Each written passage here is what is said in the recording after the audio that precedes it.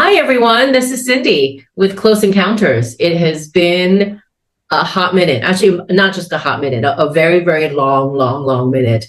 Um, and it's good to be back. And as you can see, we have a new friend with us this time, and her name is Kerry. Kerry is actually a high school senior here in Saudi Arabia, and we're going to jump back in after a long hiatus to get back into some topics about music and the music industry. And I think this is something that it will be really interesting to get a perspective from Kerry, from someone who's much younger and a generation of how they digest music and how they receive music. So we're going to be talking about live music versus digital music and why live music still matters.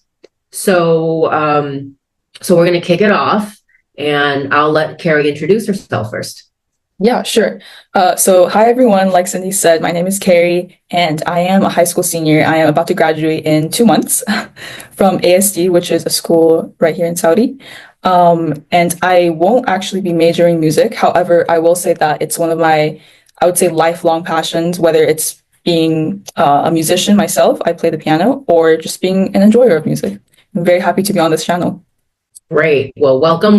And we expect to see more of Kerry. It's always nice to have conversations like this with someone who is from, again, I don't want to say old versus young, but, certainly a different generation for sure. And comparing notes, right, to see what you're thinking versus what people in my age bracket is thinking. And this idea of live music versus the digital era, I think it's a great conversation to have, because everything is so digital now, and but at the same time, live music is still happening everywhere. I guess my first question for you is, have you been to a live concert of any sort?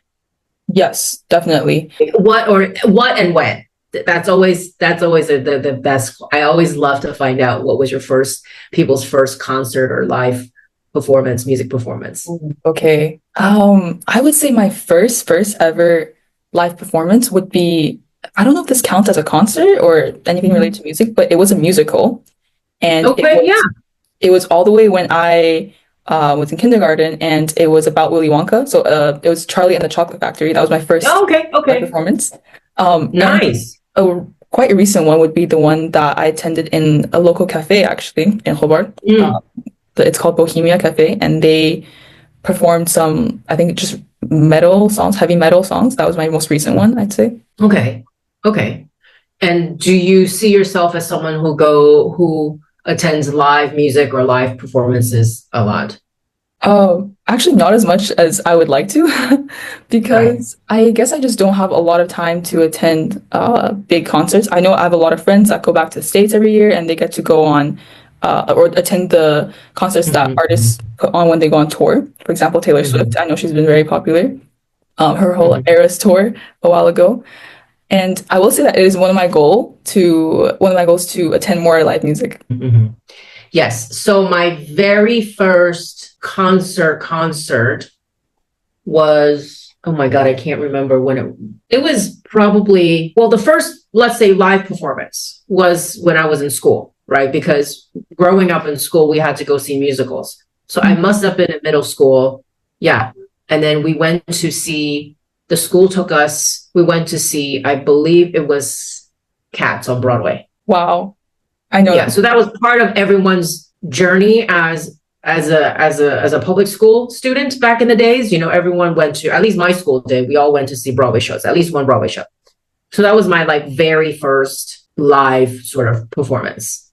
And then growing up, I also was, I think I was part of local school, like a local community choir. And then we were also attending classical music performances. And so it was like all sorts of, music has always been very part of growing up in terms of my childhood, learning music, not just playing the piano at home, but also playing music at school. And then seeing performances, whether it's local or international productions. But in terms of the big concert, I wanted to say it was I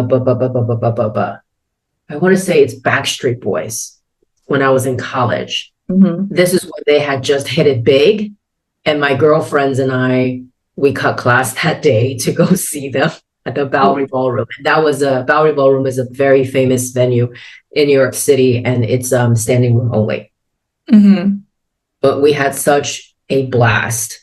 And then of course, as I got older, I started working and I was able to see Madonna 3 times. So Oh my yeah. gosh. Yeah, I know Mhm. she's an amazing, she has like some kind of stage presence that a lot of other artists Yes, have. just electrifying those shows. And then one of those years, very, very early on, I was very fortunate to have gotten to see Tina Turner. Oh, yeah. Yeah. So, and she was at the time, um, she was already in her mid 60s. Mm. And damn, she can move, and those legs are no joke. Like seriously, the lady could just move. I mean, it was incredible. Yeah. So I was very fortunate to be able to catch Tina Turner before she passed. But this is kind of the question of why we're talking about, right?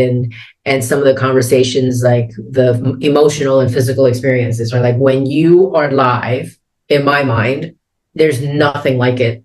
There's nothing like being there, being around people that's around you. And a great artist, no matter what genre, will feed off of that energy. Right? They feed off of the audience's energy, and you get pulled along with it. And the most recent big concert I went to see was Coldplay. I got to see Coldplay in Abu Dhabi, and that was just phenomenal, phenomenal. Because the way he interacted, and the experiences of a club, like a cafe, style, or a little club and a lounge style spaces versus like in a stadium that seats 50,000 people is going to be different. And so for an artist that can command that kind of attention and engage in such a deep way in those large spaces takes skills, right? Like you are a true performance entertainer.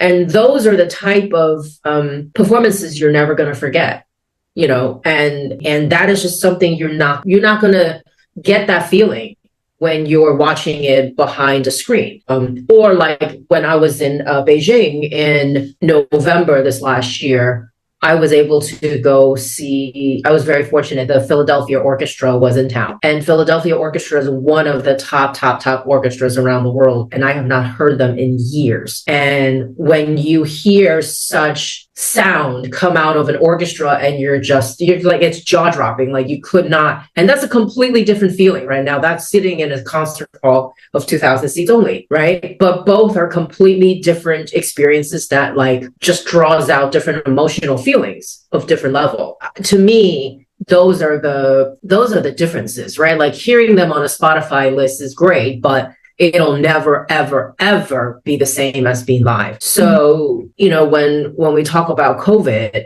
we always say, no matter, regardless of AI, regardless of digital, in my opinion, I think nothing will ever replace live performances. I mean, we were talking about, do you remember what the first concert you attended was, right? Yeah. But if you ask anyone, do you remember the first song you streamed on Spotify? I don't think they could tell you. And the difference, and I was thinking about this difference between a live concert or any live music and listening it to digitally is when you're in the environment, there's going to be other senses that's guiding you, not just the sound, right? There's going to be the smell, there's going to be sight, there's going to be sense of touch. Like I was listening to someone talk about how at concerts, like you can feel the vibrations in your chest if the music is loud enough.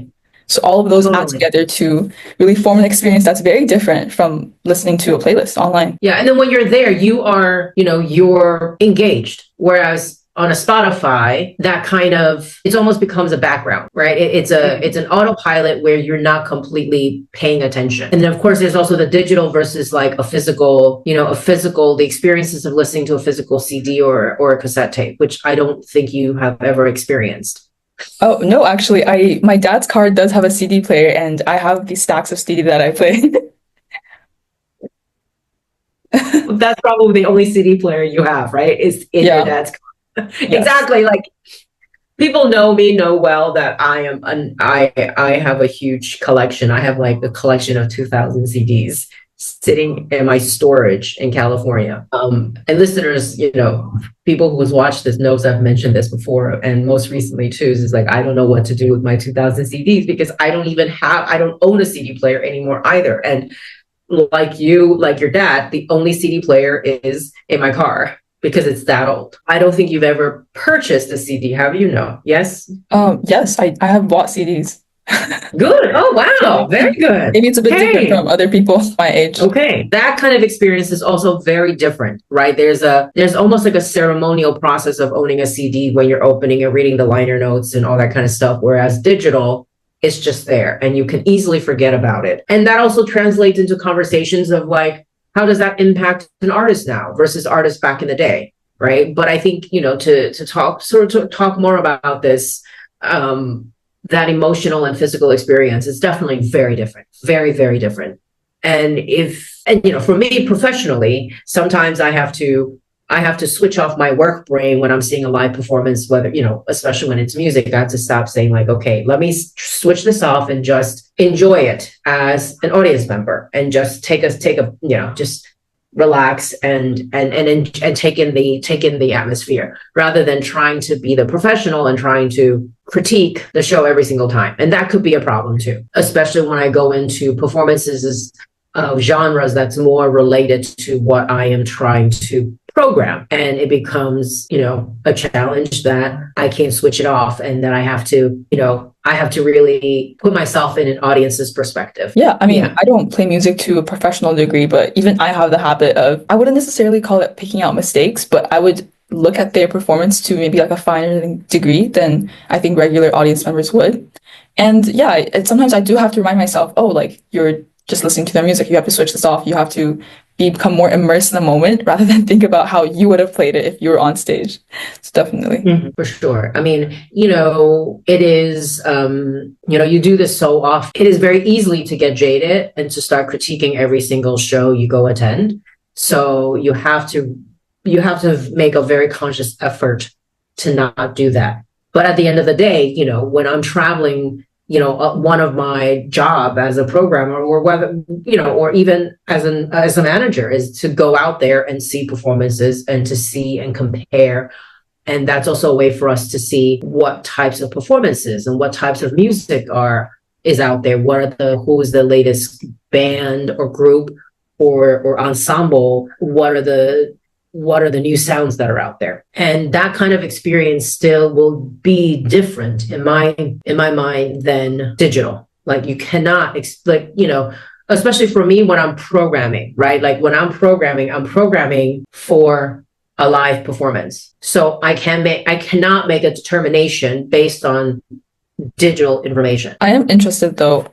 There's been recently a lot of innovation when it comes to VR, so VR headsets, metaverses. Do you think it's possible that one day we'll just be so advanced in terms of technology that we can be in a digital realm, but still experience all the things that we could experience at a live music hall or concert hall? Just throwing that out there. In my mind, no. Yeah, and why? When you're not, unless someone can do smell-o-vision, right? Like you can't smell someone's sweat, you can't smell someone's perfume, you can't smell, like when you're together, there's body chemistry that goes on that generates a certain type of smell, right? And when you're in that moment, you're not going to get that reaction from you, right? Unless they can create some sort of concert experience unless the person in performing can see you, right? But in that VR perspective, I mean, look, we're probably long ways from that, but I just think that, the idea of these VR goggles, they have been around for the last 15, 20 years. They have not gotten to a point where it's a comfortable size to wear. Mm-hmm. Like after 20 years, they still haven't figured that out. And you can't, those devices that you put over your face and your eyes is still so clunky that you can't really have it on for more than like maybe 20 minutes. They're so clunky. And so with all of the advancements, right, of AIs and all these virtual realities and augmented realities, AR, VR, whatever R's you wanted to call it, in my mind, I'm like, what, you haven't improved. Like, you haven't really gotten to the point where it's just the size of this glasses and I can enjoy it, but it's still this big clunky box. Like, even what's that Apple thing called? Apple Vision. Apple Vision, right? So I was able to, I passed by a Apple store, and I saw it, and it's still clunky. It's still like this ginormous goggle that you have to wear on your face that has a bit of weight on it, and to realistically wear that for past a certain point is going to be quite uncomfortable. Yeah, that's true. But about the smell and the physical senses, I will say that I recently, so I have a friend who her mom is like a virtual reality artist, I would say. So she recently did a show at ITRA. I cannot for the life of me remember the name, but it was about mental health and it was about parent-child relationship. And when I went to her house about 2 months ago, her mom put the VR headset on me, and she also talked about how for her show there's going to be like perfume that's sprayed inside the hall so that people are more immersed. So and she actually had to go through this entire process of finding a nose, which is someone that makes the perfume, and then patenting it or making it into a patent. But she ended up with something that was, I think, very close to the point of being like very immersive regarding all the senses. Showgoers would have a hepatic vest on, which would actually make them feel the vibrations. It would squeeze them a little bit, and they had the perfume. And then they also have the VR headset and the headphones. So I think, yes, we haven't refined those technology enough, but I think we are pushing a lot of the limitations to what the future of concert going could be like. Not that we're there yet, and I think it's going to take quite a while before we are there. Yeah, and I mean, look, the idea that it's like the idea of virtual concerts, right? Like in Japan has happened for a long time already. That's been also around for like over 20 years. That people will buy tickets, and we're talking about very expensive tickets, to go see a character, an artist, dancing on stage that's not real. Those are like characters. Literally, this is like 25 years ago already, that even the record company that I used to work for was trying to sign this artist. That is not real. I mean, obviously the voice is sung by somebody, but that form is a virtual person. It's a digital person that you go pay tickets and to see a digital concert on stage, but like, they're not real people.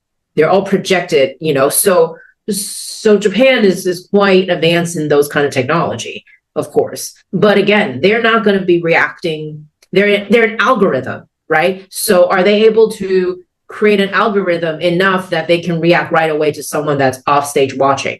So like you said, right, that, again, what I'm saying is that, yes, you can create the senses and the smell, but there's also that interaction between the person on stage and the people off stage, especially if it's intimate moments. You go to a concert and you hear it once. So for example, for me, as someone in the business, right, whether I'm a programmer or I'm an artist manager, I'm going to see the same show multiple times, right? And I will tell you that all 10 times of those shows, every time, those shows are going to be slightly different. The script may be the same, but you can feel the energy, the type of atmosphere is going to be the same because the audiences are different. So that is also part of why that will never be able to be reflected with technology. Because if you're watching it just by yourself. Right. Right. You may smell, but are you going to have senses? Are you going to be, like shoulder to shoulder next to the people next to you? Are you going to be able to have a conversation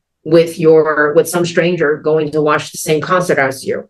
Are you able to immediately have those discussions right away? It's like, wasn't that amazing? Definitely. So technology will never be able to replace the human interaction, nor just the energy that people feed off of each other. That's very correct. True. Yeah, and we're human creatures. Like we're creatures that wants to congregate, right? Humans are animals that wants to congregate.